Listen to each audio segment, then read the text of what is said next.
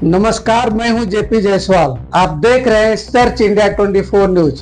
आइए नजर डालते हैं आज की कुछ प्रमुख खबरों पर। नमस्कार। गेल्या 5 ते 6 दिवसापासून पूर्ण पालघर जिल्ह्यामध्ये अतिवृष्टी होते, पूर परिस्थिती ही निर्माण झालेली आहे। स्पेशली वसई, विरार, नालासोपारा या भागामध्ये पाणी साचलेलं आहे। बऱ्याचशा भागामध्ये गेल्या 3 ते 4 दिवसापासून वीज खंडित केली गेलेली आहे। जोपर्यंत पाणी ओसरत नाही तोपर्यंत वीज पुरवठा हा चालू करू शकत नाही। काही ठिकाणी ट्रान्सफॉर्मर नादुरुस्तीची कंप्लेंट आलेल्या आहेत, परंतु माझे एक्झिक्युटिव्ह साहेबांशी बोलणं झालेलं आहे। ट्रान्सफॉर्मरची कमतरता नाही, जी एजन्सी काम करणारी आहे ती सुद्धा तयार आहे, परंतु जोपर्यंत पाणी कमी होत नाही तोपर्यंत वीज पुरवठा मात्र ही चालू करू शकता येणार नाही। ज्या ज्या ठिकाणी पाणी नाही अशा ठिकाणी वीज पुरवठा चालू केला गेलेला आहे।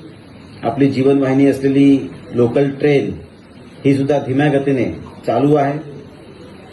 पाणी भरल्यानंतर काही ठिकाणी थांबावं लागतं, परंतु निश्चितच आम्ही वरिष्ठ अधिकाऱ्यांशी चर्चा करत आहोत। ग्रामीण भागामध्ये सफाळा, पालघर, बोईसर, डहाणू या भागामध्ये बऱ्याचशा घरांमध्ये पाणी गेलेलं आहे। जव्हार मुखाड्यामध्ये काही ठिकाणी घरांवर झाड पडल्यामुळे सुद्धा नुकसान झालेलं आहे। ज्या घरामध्ये पाणी गेल्यानंतर नुकसान झालेलं आहे त्याची पाहणी आणि पंचनामा सुरू करण्यात आलेला आहे।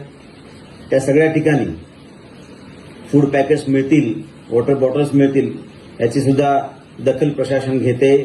काही ठिकाणी सामाजिक संस्था सुद्धा काम करत आहेत। ज्या ज्या ठिकाणी पाण्याद्वारे काही रोग उद्भवू शकतात अशा ठिकाणी आरोग्य यंत्रणा सुद्धा सज्ज आहे।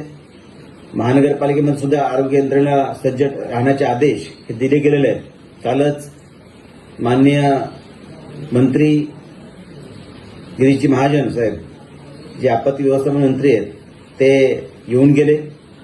पूर्ण जिल्ह्याचा त्यासोबतच वसई, विरार महानगरपालिकेचा आढावा त्यांनी घेतला। जी मदत चालू आहे, बचाव कार्य सुरू आहे त्याचा आढावा घेतला। झांझरोळी या धरणाच्या इथे सुद्धा जाऊन आले, तिथे मदतीचं काम केले गेलेलं आहे। काही तात्पुरत्या स्वरूपात पुनर्वसन सुद्धा केले गेलेलं आहे। त्या ठिकाणी झांझरोळी धरणाचं काम सुद्धा चांगला योग्यरित्या चालू असल्याची त्यांनी खात्री केली गेली आहे। या सर्व गोष्टी ज्या आहेत, माननीय मुख्यमंत्री देवेंद्रजी फडणवीस हे अतिशय बारकाईने या सर्व गोष्टींवर लक्ष ठेवून आहेत। योग्य त्या सूचना जिल्हा प्रशासनाला त्यांनी दिलेल्या आहेत। आम्ही सुद्धा माननीय मुख्यमंत्री, पालकमंत्री गणेशजी नाईक साहेब यांच्याशी संपर्क साधून आहोत आणि ज्या ज्या काही गोष्टी उद्भवत आहेत त्यासाठी लागलीच उपाययोजना ह्या केल्या जात आहेत। जिल्हा प्रशासन अतिशय सज्ज आहे, तरी सुद्धा मी सर्व नागरिकांना विनंती करतो की त्यांनी घाबरून जाऊ नये, अफवांवर विश्वास ठेवू नये आणि जिथे जिथे पाणी भरू शकतं त्या नागरिकांनी सुरक्षित स्थळी हे गेलं पाहिजे आणि अनावश्यक असलेलं दुस्साहस हे टाळलं पाहिजे, अशी सर्वांना मी विनंती करतो। धन्यवाद।